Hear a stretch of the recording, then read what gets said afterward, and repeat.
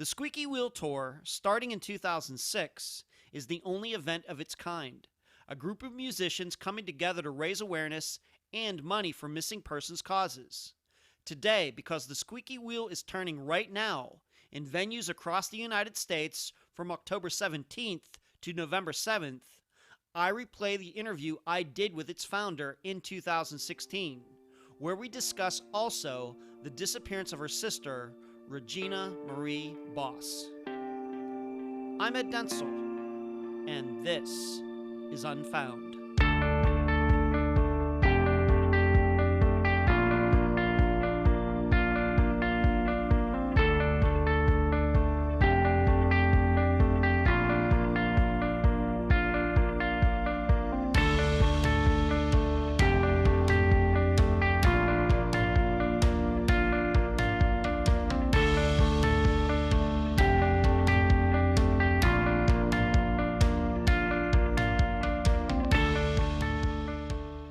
Yep, I'm switching things up a little bit for this episode. I had what you would call a regular interview planned for today, but I discovered almost by accident that the Squeaky Wheel Tour was happening. And it just so happens that I interviewed Janelle Rapp, its founder, roughly 3 years ago. And I thought this was an excellent way to raise awareness about this musical tour that's going on right now. Janelle Rapp, the founder, has not asked me to do this. In fact, I haven't even contacted her to tell her I was doing this. Hey, you know me by now. I do what I want. So this is an opportunity for all of you to find out about this annual event that's been happening since 2006. However, this is also a chance to revisit in depth a disappearance that hasn't been mentioned in any of the 3 update episodes I've done. Why? Unfortunately, because there's nothing new. I'm hoping by covering it again and broadcasting the interview in its entirety to an audience that is many times larger than when Janelle's interview first aired, that we get something kickstarted. Because Regina Marie Bos's case is one of the real stumpers in Unfound's catalog. And now a summary of the Squeaky Wheel Tour. This is not brought to you by my friend Megan Good's website, charleyproject.org. The tour got started in 2006 by Janelle Rapp, 6 years after her sister, Regina Marie Bos, disappeared from Omaha, Nebraska after a night of playing music with friends. She went out to her car and was never seen again. The tour bills itself as a grassroots effort to gain attention for hundreds of missing children and adults whose disappearances do not have the scandal, intrigue, or national appeal to garner the attention of the public. And to quote from the Squeaky Wheel website, "The Squeaky Wheel starts here, with me, with you. We have the power to make a difference both individually and collectively. We are the families of the missing, the artists and communities who care about the missing, the not-for-profit organizations dedicated to the missing, and the media who sees that attention is needed to bring someone home." End quote. The tour has traveled the United States every year except for 2010. Some of the musicians involved have been the Mike Sullivan Band, Chris Valenti and the Emotional Wrecks, Kama Linden, Saul Kay, Jenny Carr, Randy Jackson, Gina Miller, Gary Lynn Floyd, Alex Marie Brinkley, and James Morris. For the 2019 tour, here are some of the musicians who are on the bill: Luke Turco, Yvonne Perea, Jamie Lula, Ann Gavin, Micah Moulton, and many of the other performers from previous years. As for dates on the tour, let me tell you what they are from now until November. California dates: October 25th, the day this episode comes out, at 7 p.m. in Templeton, California, at the Central Coast Center for Spiritual Living. October 26th in Soquel at Inner Light Ministries. October 27th in Santa Rosa at 2 p.m. at the Center for Spiritual Living. October 30th in Simi Valley at 7:30 p.m. at the Center for Spiritual Living. November 1st in Long Beach at 7 p.m. at the Grace First Presbyterian Church. And November 2nd in Hollywood at Kulak's Woodshed. In Delaware, on October 31st in Wilmington, there will be a taping on The Marva Show on cable TV, Channel 27. The air date for that will be November 3rd at 4 p.m. on Channel 27. In Maryland, October 25th, once again, the day this episode comes out, in Elkton, Maryland, 6 p.m. at Baker's Restaurant. Pennsylvania, October 26th, in Blue Ball, Pennsylvania, at 8 p.m. at Carini's Italian Restaurant. In Tennessee, November 1st, in Nashville, 4:30 p.m. at the Cambria Hotel. In Texas, November 3rd, in Dallas, at a venue that is to be announced. If you live in any of those areas, I hope you will attend. Unfound News. If you are a transcriber for Volume 1 of Season 2, you should be getting some packages. What do they contain? Your books, including the one you worked on. And they're all signed by yours truly. Thank you for all your hard work. Next, I'm continuing to work on the Steve Pankey interview. My goal is to at least to try to talk to a couple of the people he mentioned. I think it's only fair that I give these people a chance to offer their insight into Janelle Matthews' disappearance and murder. But I promise the interview will be out before November 5th. And finally, no, I am not dressing up for Halloween. Not really my thing. But I will be over at my brother's next Thursday. He and his wife typically get over 300 trick-or-treaters. Yes, really. I hope all of you have a great time. Just don't eat too much candy. Where you can find Unfound. Unfound supports accounts on Podomatic, iTunes, Stitcher, Instagram, Twitter, Spotify, and Facebook. On Wednesday nights at 9 p.m. Eastern, please join us on YouTube for the Unfound live show. Contribute to Unfound at patreon.com/Unfound podcast. This week, I need to thank Sue. You can also contribute at PayPal, unfoundpodcast@gmail.com. That is also the email address. Merchandise, the books at Amazon.com in both ebook and print form. Don't forget the reviews. Shirts at unfound-podcast.myshopify.com. Cards at makeplayingcards.com/sell/Unfound podcast. And please mention Unfound at all true crime websites and forums. Thank you. I'm so happy to have on this episode of Unfound the sister of Gina Bos, Janelle Rapp. Janelle, thank you for joining me. Thank you so much, Ed. I so appreciate it, and I know the families of the missing that have a chance to hear this will definitely appreciate your work. Oh, thank you very much. Tell the listeners a little bit about your sister, so that listeners can feel like they know her too. What it was like growing up. Obviously, you're a musician. She was a musician. How did that all happen? What was the family dynamic? Well, there are 7 kids in our family. She's number 3. And so kind of the middle child syndrome a little bit. She shared the middle spot with another sister. She was the person that walked into a room and everybody knew she was there. She had a light about her. She was extremely creative, the most creative person I've ever met, able to paint and draw and sculpt and create a dress, design dresses, design hair. She could pretty much do anything where, it came down to creating something with her hands. And then she was also a musician, and she sang really well, and she could harmonize, and she started to dabble in writing music as well. So she was very stubborn, though, very stubborn, and she just had to find a way to get what she wanted. In fact, when we were in college, we had gone up, actually, I think we were out of college. We went up to go pick up some of my things from Minneapolis, where I went to college. And she had gone there with me for 1 year.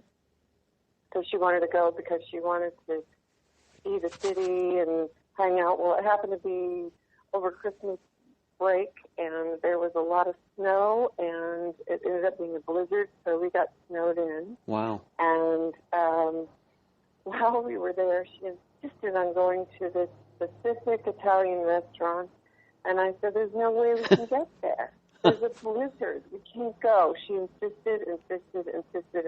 She would not let go of it until I figured out a way to get us there.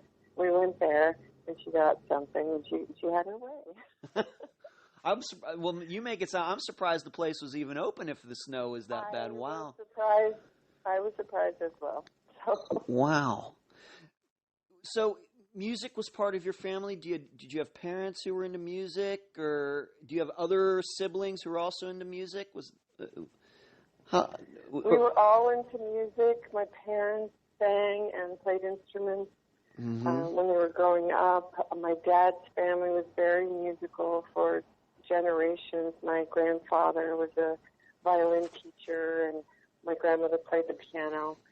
She was a closet piano player. She was very shy, but she played. And then we just all sang growing up. There were 7 kids, so our idea of a vacation was driving into the country because we had enough gas to go into the country. We'd take a long drive in the country with all the kids singing, and my mom would pick the songs, and we would just all sing and harmonize, and that was our little mini vacation. That sounds like the Partridge Family almost. Yeah, a little bit. A little bit.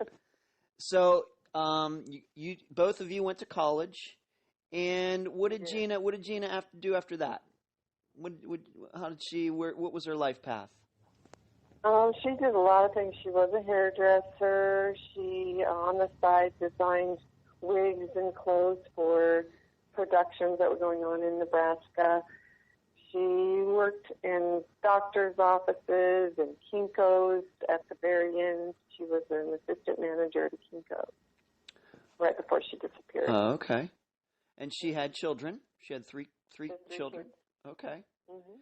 And what were their ages at the time that she disappeared? How old were they? 11, 13, and 15. Okay. So she went to school, and she was a mother, but she was divorced, right? Yes. She was. Okay. And so she was back living in Lincoln, Nebraska. Yes. And where were you at that time? Where were you? Did you see her a lot? Did you talk to her a lot? How close were you two? I didn't see her a lot, and we talked probably several times a year. Mm-hmm. I lived in the Los Angeles area, Southern California. Mm-hmm. Okay. And was she close with any of your other siblings? No offense to you, of course, but was she closer with maybe one? Do you have another sister, another brother that she was close to, that she saw more often? Well, I think it was all about the same for us. We were spread out, and in 2000s, not everybody had cell phones, and the cell phone packages weren't like they are today. So of course. There wasn't a lot of conversation unless you had the money, and she was a busy single mom, and I was a busy single mom, and so when we could talk, we did. Yeah. Right. Okay. Okay. So we come up to, of course, unfortunately, 2000, October of 2000. When was the last time you talked to her before she disappeared? How long before that? And was there anything, any problems going on in her life that anybody knew about, that you knew about? The last time I talked to her is hard to pinpoint. I've tried to pinpoint that many times, and it just doesn't come to me. I remember the last time I saw her. I just don't remember the date. I remember her walking away from me. I remember watching her walk away from me. It was like this moment encapsulated in my mind. And we had been at a restaurant eating, and she was kind of in the mood that day, and there wasn't a lot of talking that happened. My parents were there, and a couple of my siblings. Okay. I don't know what was bothering her that day, but and you never did find out what was bothering her? No, I didn't know what was bothering her. So maybe you talked to her like 2 weeks before she disappeared or something like that? The only reason I'm asking this, if the listeners want to know, is, you do enough of these shows and you read enough cases, you hear about, maybe women, they were having maybe problems with an ex-boyfriend or an ex-husband, and they had voiced something, and then suddenly they're, they're disappeared. You know, that's all. That's the only reason I'm asking you those questions, because I think probably the listeners wonder about things like that. Right. I think it was longer than 2 weeks. Okay. You know, it was probably at least 6 months. Okay. Yeah. It had been a while since I saw her and talked to her. Okay. So the day she was very busy. It was hard to get a hold of her. Right, being a parent, her having a job, for being, you know, of course, being a musician. She did have a boyfriend, and we'll get into that in a little bit.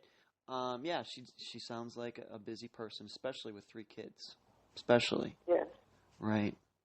So the day that she ended up disappearing, nothing unusual about that. Was she I guess what you would call a local at Dugan's Pub? Did she go there often? Was she known there? She was definitely known there. Mm-hmm. She had been going there off and on for years. She even worked there at one time, so everybody did know her there. Yes. Okay. And so I'm guessing that this, and if the listeners don't know, she was there to participate in an open mic night. I guess people just show up there with their instruments and, you know, get together and play. I guess that's what happens there. And she was there quite often, like you said. She even worked there, and she seemingly was in a good mood. As far as you know, this is a common occurrence for her to be here on that night. And she went out to her car, and she was never seen again. Do you remember finding out that she had disappeared? I mean, where were you? What was going on in your life at that time when you found out?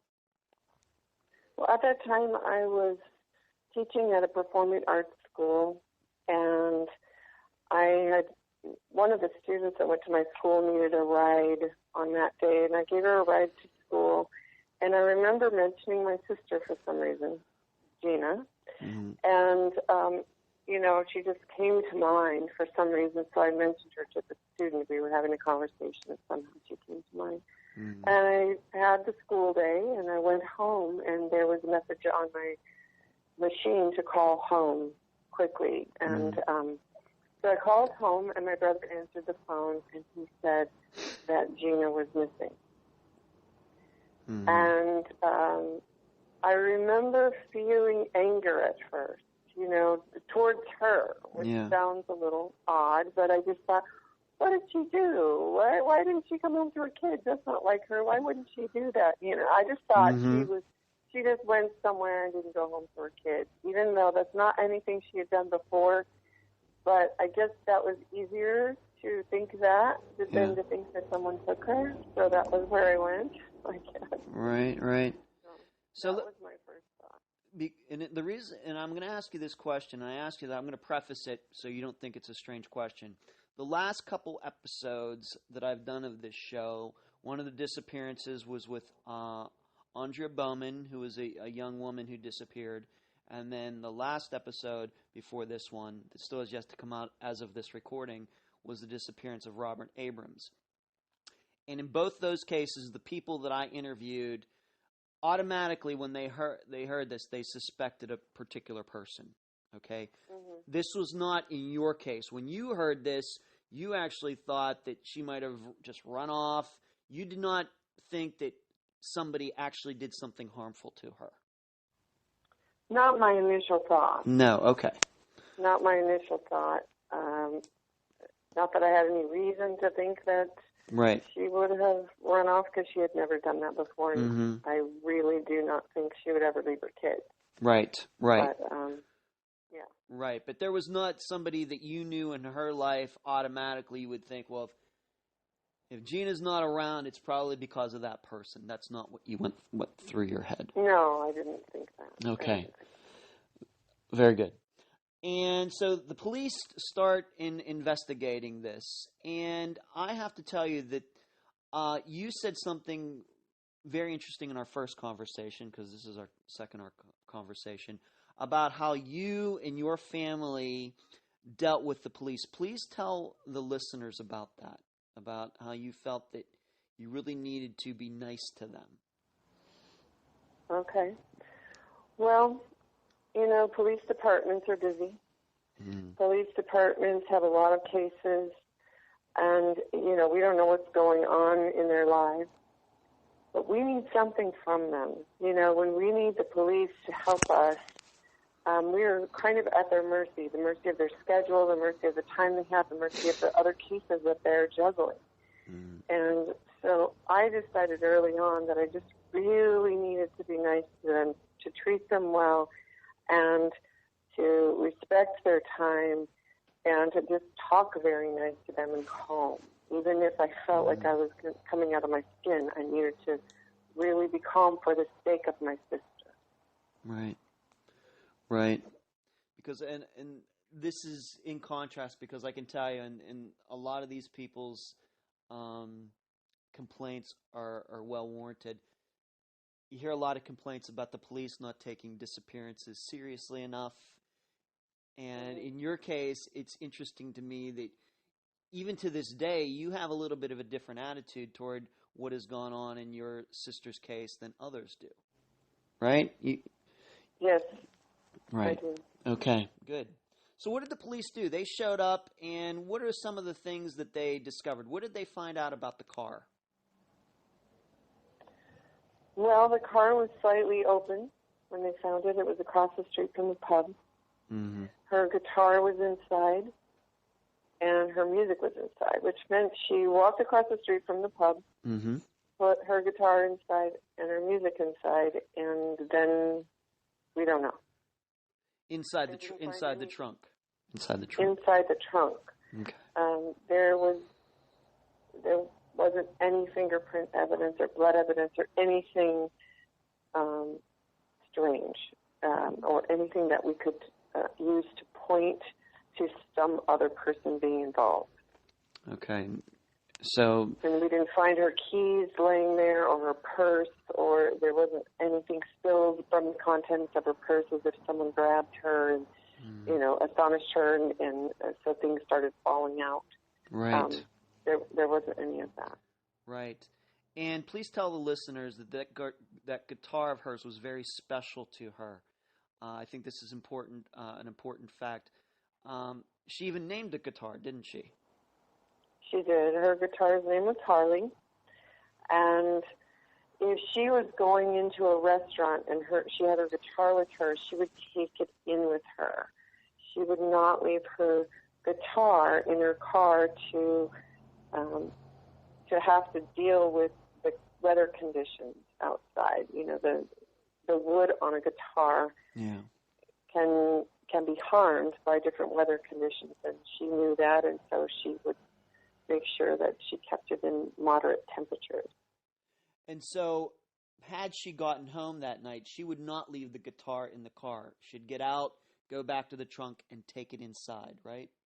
Yes. Okay. Yes. So, I guess you could infer from that she was planning to go directly home, put the guitar in the trunk, and then something happened somewhere in there. Yeah. Okay. Do you think, let's say this, if she was putting the guitar in the trunk and a friend of hers came by as she was leaving and said, "Hey, let's go, I don't know what's open at 1 a.m. in Lincoln, Nebraska, but let's go down to this diner that's still open," would she take the guitar with her? Or do you think if she would take the guitar with her? Yes, she definitely would have taken it with her. Okay, that's interesting to know. Okay. So the police also went to Dugan's Pub, and Dugan's Pub has video cameras, but what happened there? What did you find out? They forgot to turn them on that night. So with these, I'm sure you don't know exactly, but I'm going to guess these are video cameras that probably would show, for insurance reasons, maybe there's like a camera behind the register or something. Did you ever find out, is that a common occurrence that they don't turn them on, or just bad luck? I believe it was bad luck. Just bad luck. It was bad luck. That has to be frustrating, isn't it? It is, but I believe that they were able to pinpoint, if not everybody, almost everyone that had been in the pub that night. You know, because they talked to the bartenders, they talked to people who were there, and they would talk to who they remembered being there, and I believe they talked to nearly everybody who had been there that night. Although, if they just missed one person, it could be the one person we really need to talk to. That's right. That's true. You make a very good point there, Janelle. That's true. But I'm guessing since this is kind of a locals place, so it probably wouldn't be hard to track people down. It's not like a bar in Las Vegas where you have different clientele in there every week. So Right. Yeah. It's local, and everybody kind of knows everybody. What kind of area of town is that? What kind of area of town is that? It's a downtown area. It's about a block and a half from the police department, maybe 6 blocks from the University of Nebraska. Mm-hmm. Maybe 8, I'm not sure, but Mm-hmm. it's not far from the university. It's not a horrible area, Mm-hmm. but it's a downtown area. Okay. If you were playing in that bar and your car was parked across the street like Gina's was, would you as a woman being by yourself have any concerns about walking to your car at night in Lincoln, Nebraska in that area? That's a mixed bag question. Okay. Based on where her car was, Mm-hmm. it was literally across the street from the pub. Mm-hmm. And it's not like across the street and then in a parking lot. It was across the street. And so if I were her, knowing most of the people that were in the pub, Yeah. and walking out with everyone as they were walking out, because she walked out at closing time, Right. I wouldn't have been concerned No. at all. Okay. But, if there was some strange people there and I wasn't sure, I might ask somebody to walk me out. Okay. And what the police found is nobody saw anything that night. Nobody heard anything unusual the night that Gina disappeared. And talking to Exactly. Exactly. Okay. Now, Gina also had a pager. And the plan, if the listeners don't know, that her plan was she was going to leave Dugan's pub, go get her boyfriend at, I guess, one location, and then go back to where her children were at her house. Okay. Yes. And the boyfriend, when she didn't get home, he called her, but I guess, from my information, didn't call her till like 6:30 in the morning, only to find out that she didn't take her pager with her that night. Do you think that that's unusual? What you think, you knew about your sister at the time? Anything unusual about that? I think that she may have forgotten her pager because there was a lot going on when she left the house to go to the open mic night. She had been at Dugan's pub earlier that evening. She was at a shower. One of her friends had a baby shower, I believe. And when she was there is when her friend said, "You got to come back for the open mic night." She originally was not planning on that. Okay. So she went back home, and her boyfriend was at the house, or at her duplex, and the kids were there, and her middle son had just gotten home from a trip to Disney World. Every few years, Grandma takes one of the grandchildren to Disney World. That's a treat that each kid got to go just on their own and experience Disney World with Grandma. Wow. And so this was his turn. Okay. And so he just got back, and he was showing her what he got for her, and then it was her oldest son's birthday, and so she wasn't sure that she would go back there, but she made sure the kids were in bed and everything was handled, and then she left with her boyfriend to go to the pub. On the way to the pub, they got into a disagreement, and he decided he wanted to go home and he didn't want to go to the pub. So she dropped him off at home, which was about 12 blocks from the pub. Mm-hmm. And then she went on to the pub and, performed and hung out with other musicians and played with other musicians. And like you said earlier, she was very happy that night. Everyone that talked to the police said she was in extremely good mood. She was very happy. She was planning on recording with another band that was there. She was going to do some backups for them. And so they were making plans for future times together. Mm-hmm. And she walked out happy. Yeah.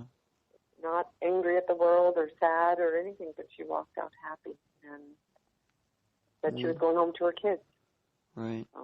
Well, now that you put it that way, yes, with a child coming back from Disney World and everybody being there, it's easy to understand if she would have, forgotten her pager. How do you know that she and her boyfriend had the argument in the car? Is that something that I guess he must have said that afterwards? Yes, he told us. He told you. Okay. Do you know what the disagreement was about? Do you know what it was about? I'm not getting to get into family stuff here. Do you know what it was about? I honestly don't remember. I think I did know at one time, and I probably have it written down somewhere, but I don't remember. Okay. Nothing that, if you don't remember, I'm going to just take for granted. It wasn't like Gina was like thinking about breaking up with him or anything like that. No, it wasn't anything like that. All right. Great. So did you ever try to call her? Did you have her pager number? Do you remember back at the time? You mean when she first disappeared? Or no, just no, in the year, however many years she had a pager. I'm just wondering if you ever called her and found out I that. would call her on the phone, but I would have paged her. Oh, no, we paged her. Okay. Yeah, not in those days. I just would have called her on her home phone. Okay. I don't believe she had a cell phone. I don't know if I had one at that time. Even I might have. Okay. No. Was the boyfriend considered a suspect? Yes. And I think usually in these cases, if there's a boyfriend, an ex-husband, I think that's where they go first. That's true. In most cases, that is the problem. Yeah. They can find their answers there. Yeah, I think in our first conversation we talked about how, a majority of cases, if a woman does have violence committed against her, rape or murder or disappearance, a lot of the times it is a guy that they know. So that's why I ask, did he ever have a lie detector test taken or anything like that? I believe that he did. And did he pass it? I believe that he did. Okay, you believe that he did. At any time, have you ever suspected that he could be the person who made her disappear? At any time? I did at first because that's just what you think when you don't know anything, and when he said they had an argument, mm-hmm. I was Sure. like, they had an argument. That's right. Something, and so when somebody disappears like this and you don't know anything, everyone's a suspect. Right.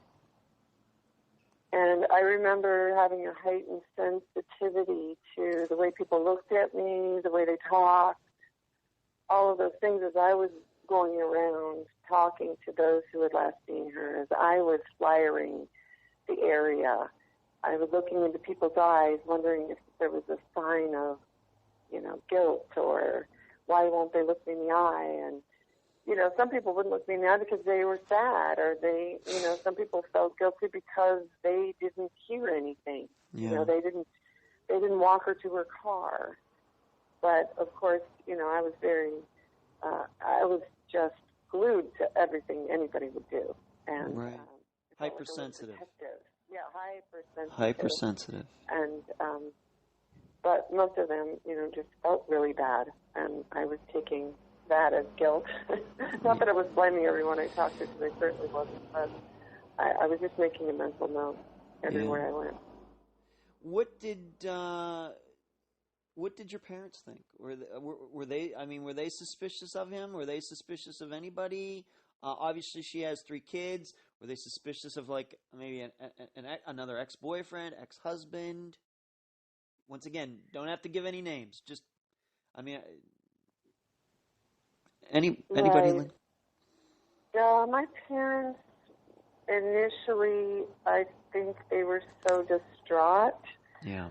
That I don't know words came out of their mouths about who did it or who might have done it. I just remember my mother being extremely distraught and my father doing his best to take care of her. Yeah.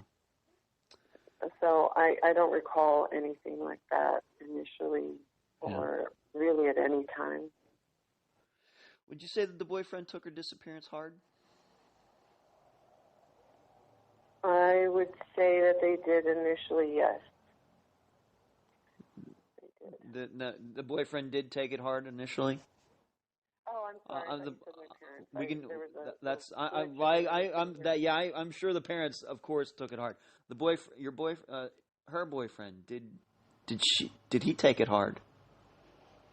I believe that he did. He seemed extremely distraught and beside himself, and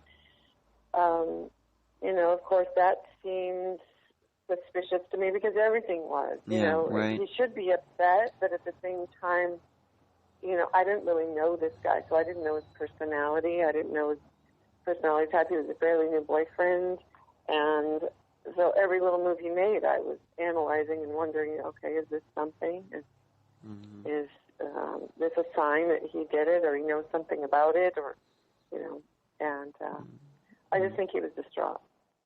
But 16 years later, you're pretty satisfied that he had nothing to do with it. I'm pretty satisfied. There's always, we don't know where she's at, so there's always that question. Right. But I'm pretty sure that he had nothing to do with it. Okay. The way you look at it, Janelle, what do you think happened?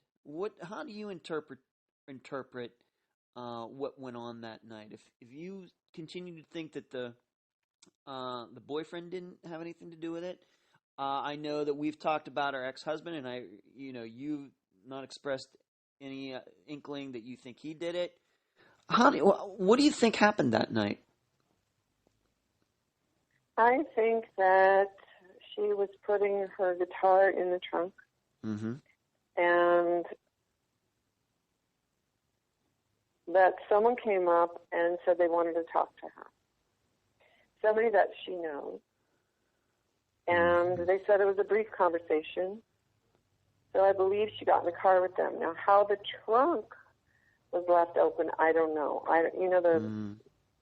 The clickers that we have for our cars, maybe she accidentally pressed the trunk when she got into that person's car, or at some point, I don't really know. Right. Maybe she didn't close it all the way by accident.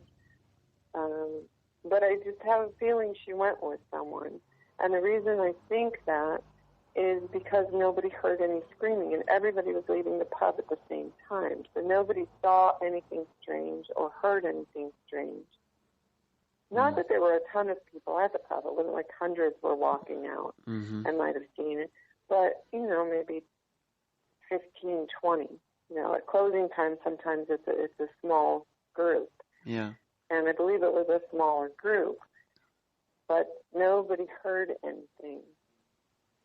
So I think the trunk was left open inadvertently, and that somebody she knew said, I just want to talk to you for 5 minutes. So she maybe got in their car with them and then just never returned. Right. That's what I think. And I think this probably being that is your suspicion, that I think that goes back to what you were saying about how you're very hypersensitive, seeing everybody as being a suspect, because even to this day, 16 years later, you continue to think that somebody who knew her did this. Right.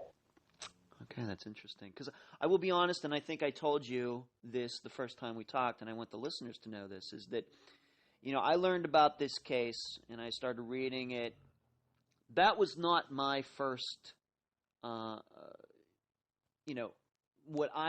first inclination, my knee-jerk reaction to this is that if you're going to say that, of course, like you said before, you automatically think ex-husband, husband, boyfriend. But if it's going to be somebody outside of that, I automatically think like a stranger. And I think, well, she put it in, somebody came up behind and attacked her. But you knowing your sister, you knowing the circumstances and everything, and maybe even knowing the area a little bit, you continue to think that it was somebody who actually knew her. Whereas me being kind of disconnected from it, I think that it was a complete stranger that did this. I don't know. There's something interesting about that. Yeah. Well, I guess it's possible. Gina was a fighter and a scrapper, and you would have heard screaming and all kinds of things. I mean, unless they had some way to cover her mouth quickly and keep her from doing that. She was small. She was slight. She was 5'6" and about 105 pounds, so she was tiny.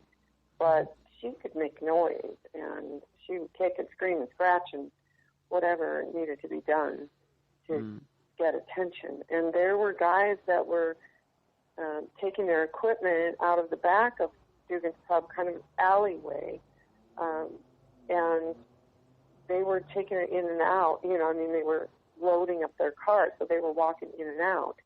And they would have heard something, I would think. Unless they just happened to be inside when it happened. Yeah. Which is possible. It's possible nobody was there when it happened. And your idea is correct. Yeah. It certainly sounds to me like the way you're portraying it, I've never been to Lincoln, Nebraska, but it almost sounds to me like somebody was almost, kind of, if it was a stranger, it might have been somebody lying in wait, but that would certainly, you have to get the timing just right. So, you have started to make me think that I agree with you, that, it was somebody that she knew, who knew she was going to be there that night, and, did, leave the guitar there. I just want to talk to you for a couple minutes, and something, didn't go right.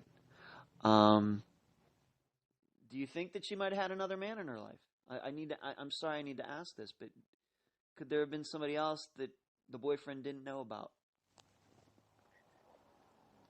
I don't think so. I know that she still talked to her ex-husband, and they were still friends, but I don't believe she had another man. Okay. She seemed to be very happy with Mike, the guy that she was dating at the time. Okay.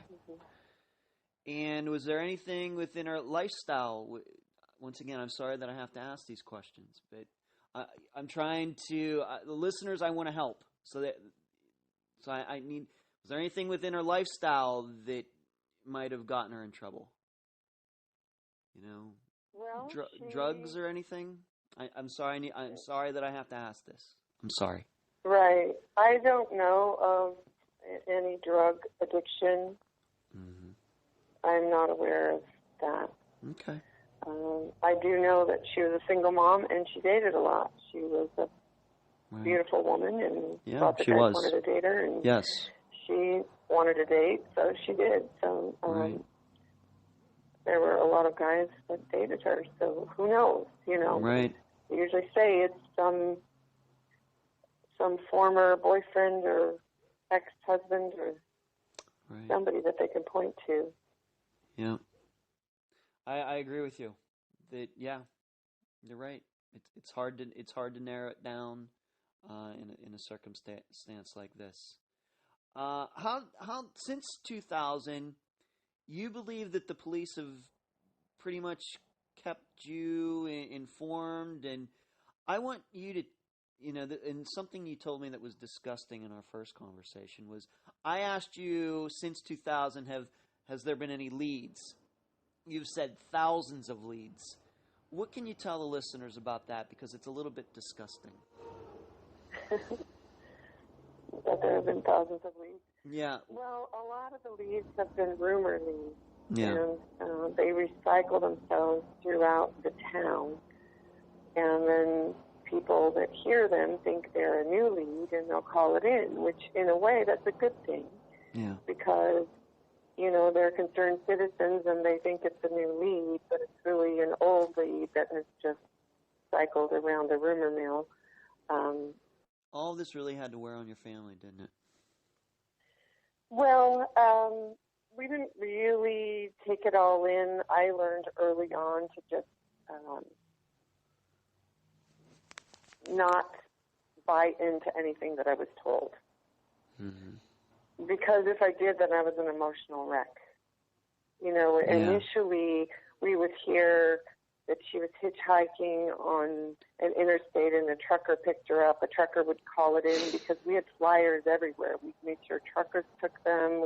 If people were going on vacation, we asked them to take flyers with them and put them wherever they go. And so we had flyers all over the United States looking for Gina. And so we would get calls from everywhere.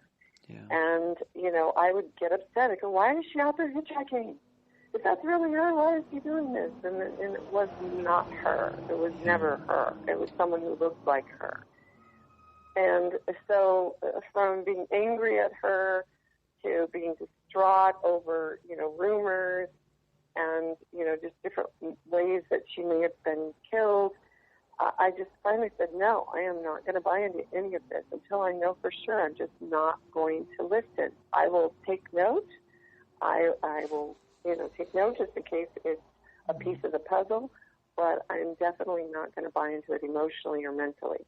And so we all have just kind of done that, and it makes it a lot easier than to just discuss those things. And we don't announce them, and we don't talk about them. It's just a thing. You had told me, if I can ask this, but there was also the aspect of guys who were already in prison coming up with leads. Yes. Tell the listeners about that, if you could. Well, you know, when you're in prison, it's lonely and sad, and you don't get to get out much. So, you know, you hear about a case that the police can't solve, and you and your buddies talk about it, and, you know, I'm just creating this scenario, so I don't know if this was the way they did it, but you think, well, you know, hey, I've got a tip on that, so you call whoever you need to call to make sure that the police find out that you have a tip, and the police come and interview you. You get a chance to be out of your cell for a while. You get a chance to be out, and if you say you can lead them to where her body is, then you can be out for a day, you know. And so this happened several times, and there was no fruit to that. Not one of these leads ever went anywhere. No, they were just trying to buy some time to be out, or just to have a conversation, or to look like, you know, they're the big cheese for the case, or even to get their sentence lightened. That was a motivation. Yeah. As well, you know. If I give you this information, will you get me out earlier?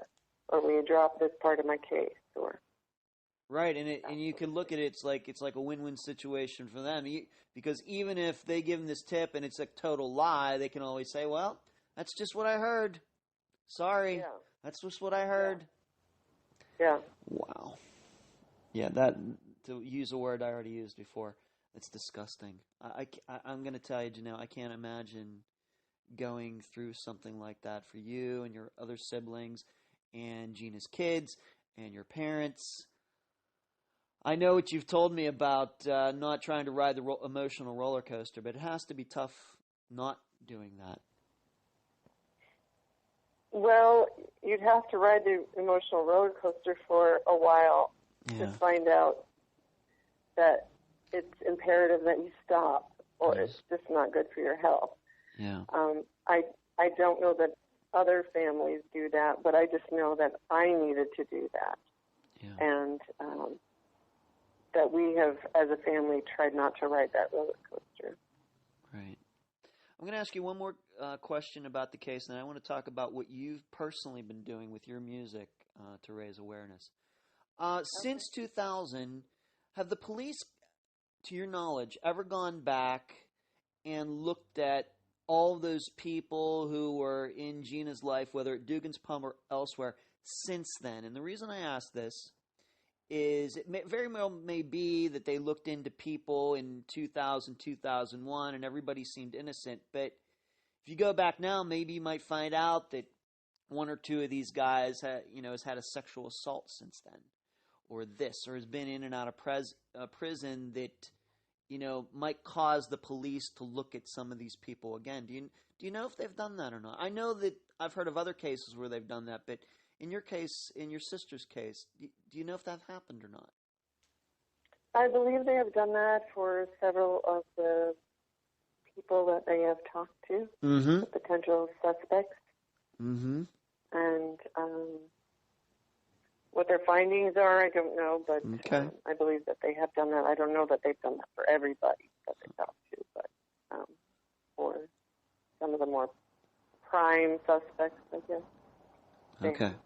Okay. Well, I can tell you that I'm happy. I'm glad I'm hearing a case finally where a family member is pleased with what they think the police are doing, because I can tell you in most of the cases that people that I interview, Janelle, they're usually not too happy. So I'm glad that the Lincoln police are helping you out, and I'm glad you think that they're doing a good job. What did you do, and what do you continue to do personally regarding your sister's disappearance? Tell us about Gina for Missing Persons Foundation and what else you've done. Okay. Well, I had been, feverishly looking for my sister for the first 6 months. And for that first 6 months, I was on that emotional roller coaster. Mm-hmm. And I was 24/7. I was working my job and taking care of my kids, but I was just, quite frankly, obsessed with finding her. And the biggest reason that I was so obsessed, not just because she was my sister, but it was because of her children. I felt like I really needed to find their mother for them. Yeah. When I saw their faces when she first disappeared, it just hooked me. And so for 6 months, I did whatever I could. I called whoever I could. I knocked on every door I could. I did everything I could possibly do. And then I just got depressed because I didn't know what else to do. I had no other stone to turn that I knew I could turn. Yeah. And it was probably around 2 o'clock in the afternoon. And I got depressed. And I was so depressed, I fell asleep. So I went to bed, and I woke up in the middle of the night about 12 hours later, about 2, 3 in the morning. Mm-hmm. And I sat up in bed with the thought, just do what you already do. Well, what I already did at that time is I was a traveling musician. I was a touring artist. I created albums, and I did tours, and I got media. Mm-hmm. And I thought, you know what? I know how to get media. I know how to do that. Why don't I put together events and get media for the families of the missing? I can't find my own sister, but I know how to get media. I can't find their siblings. I can't find their children. I can't find their aunts and uncles, but I can get media for them. Mm-hmm. So I thought that was the thing that would make me feel better about not finding my sister. And I would also be able to help others. So I asked my friends from LA and New York City to profile a missing person. And I had 13 different events planned. And we created a CD that had the faces of 12 different missing people on it. The families had come to us and asked us to profile them. Mm-hmm. We raised money to put that CD out. We wanted to give it away. We didn't want people to have to pay for it. We wanted them all out. So we made 1,000 of them. Wow. We asked people to look, listen, and pass it on at these events. And they were in the month of October and early November, marking Gina's disappearance date, which was October 17th, and her birthday, which is November 4th. So we had like a 3-week period where we had all these events from LA to New York City. We shipped out those CDs to all the artists.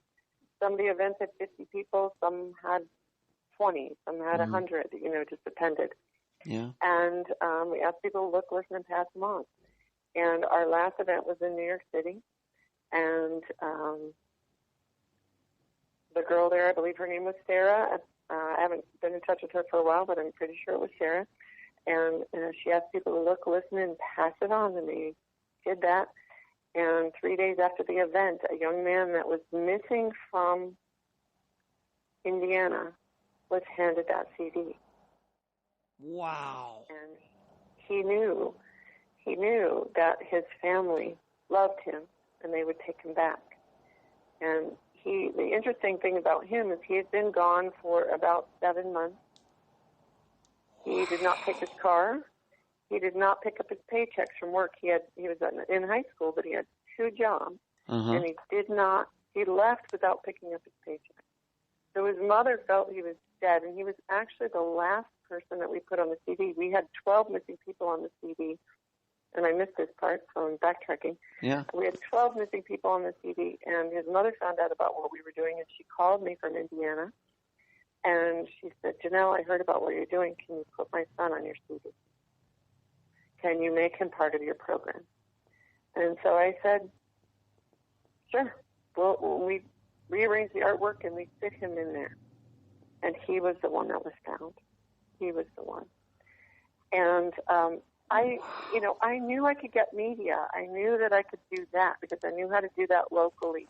But I didn't think anyone could be found. So when someone was found, I went, wow, I've got to do this. Yeah. I have to do this. And so we became a nonprofit. Those initial concerts were called Gina Concerts. Mm-hmm. And we decided to call the nonprofit Gina for Missing Persons Foundation. Mm-hmm. And so we have had concerts ever since, mostly in the fall, but we have them throughout the year. We do something that's called the Squeaky Wheel Tour. At one point, we decided we wanted to make That's more a great noise. name. And we wanted That's to a great name. create a name that would make more noise, so we called it the Squeaky Wheel Tour for the missing. Yes. And we do it around that time frame in October and November. And we ask artists around the world. We don't have to be there personally. We ask them around the world to profile missing people in their local area. We connect them with the missing people, sometimes with the families in the local area, and we ask them to profile missing people at their events, ask people to take flyers. Now, these days, we ask people to take pictures on their cell phones and share it with social media, so it gets out a lot farther than those flyers ever did. So we have more opportunity to find these people than we ever did before because of social media. And we've been in 14 different countries with our events. Wow. We've profiled thousands of missing people. And we can't always pinpoint exactly how they were found, but we know that when we're doing these events, more people are found that are on our website than any other time of the year. That's an amazing story, Janelle. Just you from 2:00 in the morning, 6 months after your sister disappeared, to what it has become. And I know you did it. It's like in a way that you did it to take your mind off your sister, but then by doing it, she's like always on your mind. That's amazing. It's a little bit of a paradox. I'm serious. You felt like you needed to do something because your mind was racing so much because of this, and then you came up with this, and you turned it into something positive. It's an amazing story. That's what an accomplishment, and I know you're going to continue to do this. Where can people, my listeners, find you and all this, obviously this great work you've done for the last 16 years? Where can they find you online or wherever else, Facebook or wherever, if they want to donate, if they want to get involved? Where can they find this info? They can go to 411GINA.org. That's 411GINA.org. Okay. And are you on Facebook, Instagram, Twitter, any of those things too? We're on Facebook for Gina for Missing Persons or 411 Gina, both of them. We're on Facebook for the Squeaky Wheel Tour. Mm-hmm. And I'm on Facebook too, Janelle Rapp. Okay. And so, have you just completed the series for this year, or what's the plans for 2017 for what you're doing? 2017, we haven't started planning exactly yet. The Squeaky Wheel Tour during election years, it's a lot harder to do what we do because media is fixated on the election. Right. True. We don't do as much during those years, and we try to start a little earlier. So we started in September this year, and we ended in October. Okay. Yeah, we had several events, but not what we normally are able to do. Okay. So 2017, we're working on the plans for that. We would love to be on the road. When we are on the road and meeting up with the artists around the country, we're able to get a lot more media than when we aren't on the road, but it takes a lot of money to be able to do that, to send us on the road. We've taken a tour bus on the road, and that's our favorite way of doing it. We get the most media, we get the most attention for the missing because we line that tour bus with the faces of the missing. And so all around the country, wherever we go, people are able to see those faces and wonder what we're doing. And we have our website on the side, and people can take pictures. In fact, when we were in Nashville with the tour bus, we were at a stoplight, and people got out of their cars and went around our bus taking pictures. Wow. It was amazing. I bet. What do you think? The way Gina knew you, would she have thought that you were capable of doing this, or do you think that this is something that you always had in you, or did you just find some strength within you, given what happened to your sister? What would she be saying about? Are you a younger sister or older sister of Gina? I don't think I ever asked you that. I'm a year older. Okay, what would she be saying about her big sister? That's a hard question you're making me. Okay, put you too much on the spot. Right, I'm just so impressed. I'm just so impressed, Janelle. I didn't know this. I have to tell you that obviously I've been to your website and I read a lot about you and everything, but these stories about the son seeing it, getting a CD with his own face on it, and the people walking around the bus, those are awesome stories. Unbelievable. Yeah, it's been pretty incredible. The families of the missing, my heart is really with them, knowing what they go through on a regular basis. And when we first, in one city when we first pulled up, there were a lot of families of the missing there. When we pulled up with that bus, with their loved one on the side of our bus, the looks on their faces and the gratitude, it was like, I can't even explain it. I can't, there are no words to explain how it made me feel. Right. They felt like someone cared about them, someone they don't even know is coming to love and care and for them personally and to make a difference for their family. Right. I'm going to give out this website again for everyone. 411gina.org. 411gina.org is where you can find Janelle and what she continues to do to raise awareness for the disappearance of her sister Gina, along with all of the other people in the United States who have gone missing. Janelle, thank you for joining me on this episode of Unfound. Thank you so much, Ed. I so appreciate it. You're welcome. And that was my November 2016 interview with the sister of Regina Marie Bos and founder of the Squeaky Wheel Tour, Janelle Rapp. Before I get into my new summation of Regina's disappearance, I want to give you the Squeaky Wheel's information again. The website, 411gina.org. So that's 411gina.org. On Facebook, the page is 411gina. The email address, 411ginainfo@gmail.com. So it's 411ginainfo@gmail.com. And the phone number is 657-216-2831. Hard to believe that interview took place almost 3 years ago. At that point, I had done maybe 7 interviews, 8, something like that. So Unfound had only been around a couple months. And what I recognized from listening to the interview is how Janelle believed someone Gina knew had abducted her, while I thought a stranger did it. And in that, I think it shows how my views on disappearances have changed. These days, I automatically think someone who knew the missing person did it, especially if the victim is a woman. Frankly, and even more so, what I think the interview shows is Janelle's wealth of knowledge, having lived with her sister's disappearance for 16 years, at least at that point. She certainly understood how everything works, including that being nice to the police is a key component of how a family should act. Whereas to me in the interview, I sound like a new person to disappearances, which I was. I can hear it in my voice. I can hear it in the words I chose. I just sound different than I do now. So, what happened to Regina Marie Bos? In my mind, it's one of the most confounding cases Unfound has covered.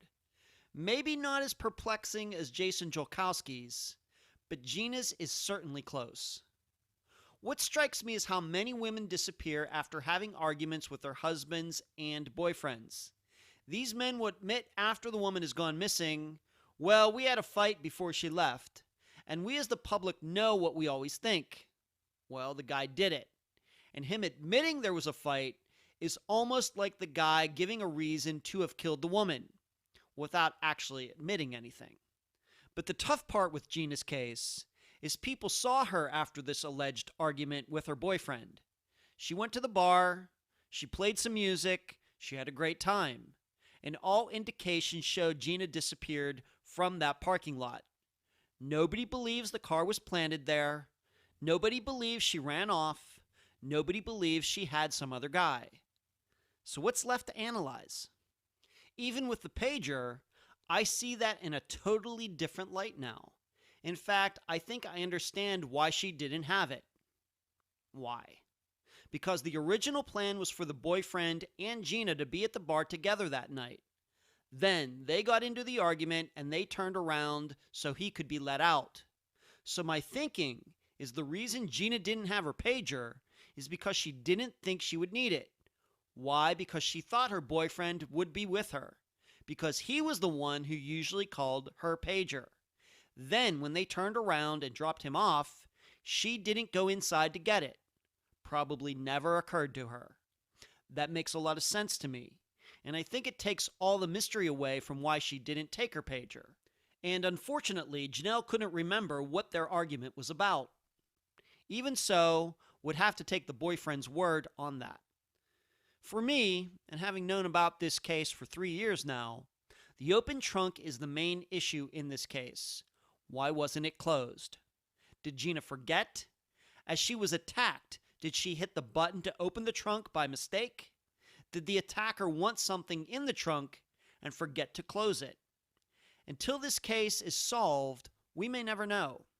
I'm also thinking how coincidental or convenient it was that whoever took her just happened to approach her after she put the guitar in the trunk. Would a friend or stranger be more likely to do that? Think about it.